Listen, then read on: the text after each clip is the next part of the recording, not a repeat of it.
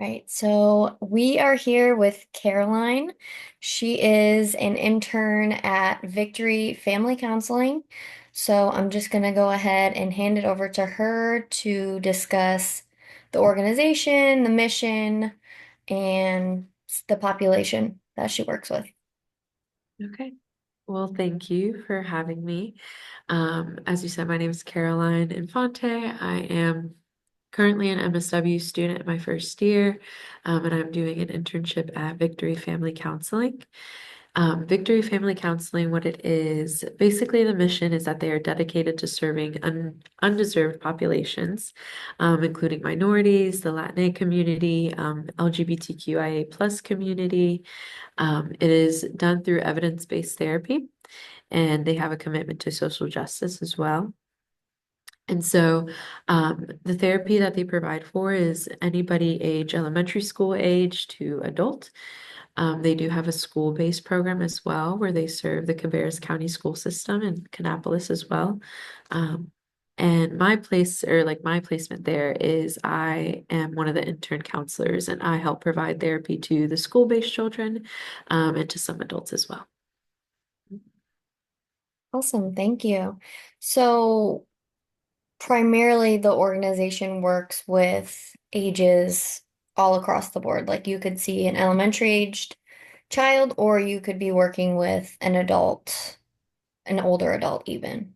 Yeah, exactly. Yeah, they see. So for example, like I have a few clients that are elementary based, and I go to the school and provide therapy for them there. But there are also some children that come to the office to seek services as well. Mhm. Awesome. So, do you typically provide like individual therapy, or is there any sort of like family therapy, group therapy, even like couples or anything like that?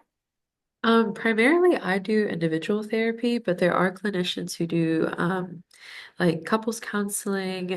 There was a like group count or group therapy program going on that was also based in the school. Um, and then I'm not entirely sure on family-based therapy, but more than likely, yes. Gotcha. Thank you. So, what would you say is like a more common thing, or at least what are the more general things that you see clients coming in for? Does that make sense? Yeah, that makes sense. Yeah. Um, I would say a lot of the care that's given is like trauma informed care. A lot of the clients, at least that I've seen come in, have had traumatic experiences of any kind. And so a lot of the times it is clients who have been through something traumatic, and that they're referred to us either by their like case manager or case social worker. Um, but yeah, that's something that I would see the most. Gotcha. So you mentioned case management a little bit. Is that a service that's offered by Victory Family Counseling, or is that kind of like an independent referral, like an external thing that a person might see? That would be like an external referral that we get. The Victory Family Counseling, they just provide the therapy aspect of it. Gotcha. So you are working very closely, I assume, with social workers and maybe some licensed counselors. Is that like the primary base of people who work at Victory Family? Yeah, the primary base of people who work are licensed social workers, and some are associates still, some have their full license. There are some clinical mental health licensed counselors there as well. And yeah, I would say so. I know, for example, with some of the clients I have, I am in contact with their main social worker or their case manager just to confirm that they are attending sessions and things like that. Gotcha. Thank you so much. So let's see if I can find another question here. So you primarily work with elementary age students and don't really ever go below that age. So I'm at a preschool. So the trend here would be once the student sort of reaches that, like, would you say like 6 or 7? year old age, or would it be a little bit higher than that, that they could then go to Victory Family for counseling? Yeah, I've seen at least on my caseload, I have like fourth, fifth grade elementary school age students, but there are some counselors that have had clients with ages around like six, even five, just depending on what their um I guess what the reason is that they're there. And depending on how comfortable the uh counselor feels being able to provide therapy for them. But yeah. Thank you so much. So, are there any trends or emerging issues that you've noticed in the community aside from, because you did already mention like the trauma-informed care is kind of the overarching or main service that you feel you've been providing, but any sort of trends or issues related to children and families that you've seen outside of that? Um, I would say that some of the like main, I guess, trends that you would say like I've seen is that it is trauma within, like it stays within the family. So it is either physical abuse, sexual abuse, that the child has endured, and that is probably like the most common thing that I would see, the most common trauma that I would see that kids have experienced. Okay. And so those would be the clients that you're working with. Those are some of the things you'd be working on. Mm. Gotcha. So if someone was interested in looking into Victory Family Counseling or any sort of resources that your organization could provide, where could they find that information? Yeah, they have a website called victoryfamilycounseling.org. It is filled with all the information that you could need. There is even like a little like ask box that you can like fill in a question that sends it directly to the Victory Family Counseling team. It provides exactly like what all the services are, the different types of therapy that they provide, like specifically. It has information on each of the clinicians that are there and like what they would specialize in particularly and just who they are. Um, because one of the other services that they provide is the evaluation for immigration, the psychological evaluation for immigration. And so that is a service that a lot of families can use, especially if they're attending therapy because of a traumatic experience that then grants them a certain type of visa. They have to go through that evaluation. So it kind of gives details about that. Um, yeah, the website gives it all. So yeah. Yeah, that sounds like a great resource.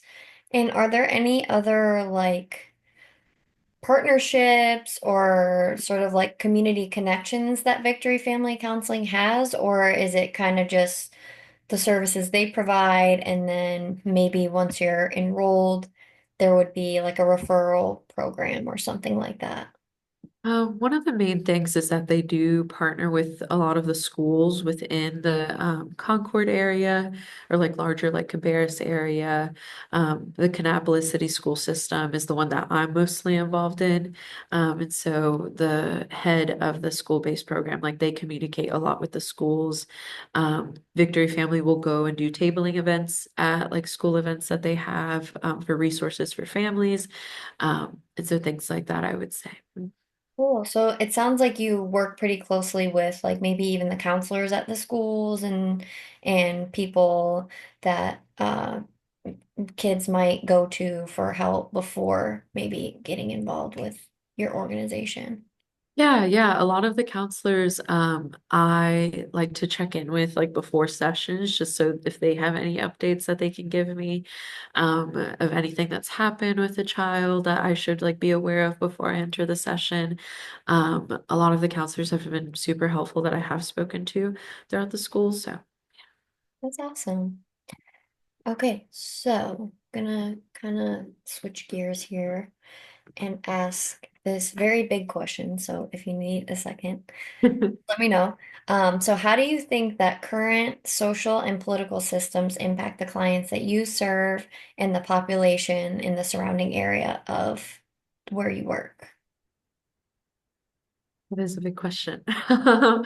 But I would say the current systems impact them greatly. Like if there's a bigger word than greatly than that, like it is very impactful because a lot of the clients we do have come from an immigrant background, no matter the age, whether they are elementary school age or adult.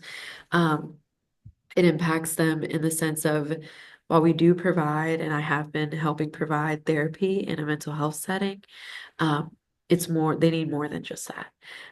It really takes a moment to come and approach a session in a holistic view, because while I am helping address certain traumatic experiences, whether it be because of immigrating or anything like that related, um, it can't just be it can't just be focused on the mental health aspect, the session. It can, but you also have to take into account the other experience that they have had that impact why they're in therapy, whether it be like financial reasons, um, other any traumatic experience that's happened to them. Um, sometimes when they start therapy, they have one goal in mind, but lately, as we've seen current systems change, those goals change too. And it's more so focused on, okay, well, what is it that we can do to help you right now? One of the biggest things I've seen too is there are clients that switch to strictly telehealth appointments because they're afraid to leave their home. Um, or like the school-based children, um, sometimes they don't attend school. And like I show up to the school to provide therapy and I find out that, oh, they're not there and that their teachers don't know why they're not there or why they've been missing school. And then when I finally am able to contact the family, they explain to me that they're just afraid to send their child to school. And so I would say that's one of the biggest impacts is you have to look at it at a holistic view, and that it is affecting how families approach these services or how they try to seek these services. Right, yeah. I mean, it sounds like there's already so much going on and in their lives related to the systemic, the political, their larger environment. So when you try and zoom in to focus on these other issues, they may seem pretty small compared to the other things that are going on around them. Yeah, exactly. It's like, it sucks to say it, but it's like sometimes they have to put certain things on hold. So even though they did experience a certain trauma, that trauma in this moment, it doesn't seem as pressing, even though it is. Like, they're still very important to address it. But at this moment, it's more so focusing on letting them know that they are safe, that they do have rights. Even if they are children or even if they are adults, they have rights to be to be here. And so, yeah, it's interesting. But yeah, Yeah, yeah, that is definitely was a loaded question and a loaded answer. So thank you so much for yeah, answering. of course. Okay, I have one final question here. Okay, What do you wish more people knew about your organization and the work that you do? let's see. Um, I wish more people, well, for one, I wish more people knew about the organization, because it is fairly new. It started in 2020, so it's still kind of in stages of development, but I wish more people knew about it.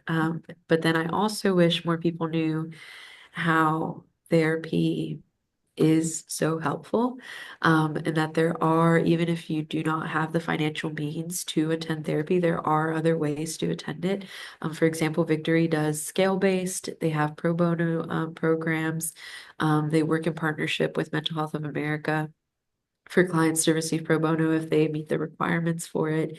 Um, and so just know that mental health resources do not have to be a scarce or scary thing to try to seek out, that it is available and that people really do care and want to help others from anything that they've experienced. And yeah, it's very important.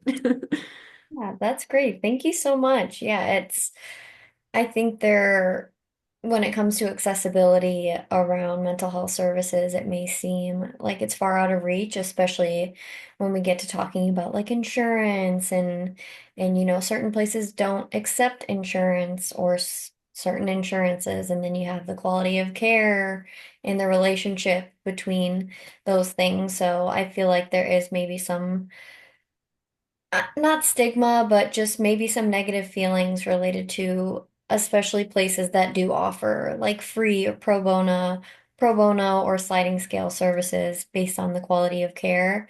So it sounds like your organization is heading in an amazing direction in terms of the services that you provide and even the accessibility and financial accessibility for the clients that you serve. So that's really awesome. And do you have anything else that you wanted to add or any questions for me before we finish up here?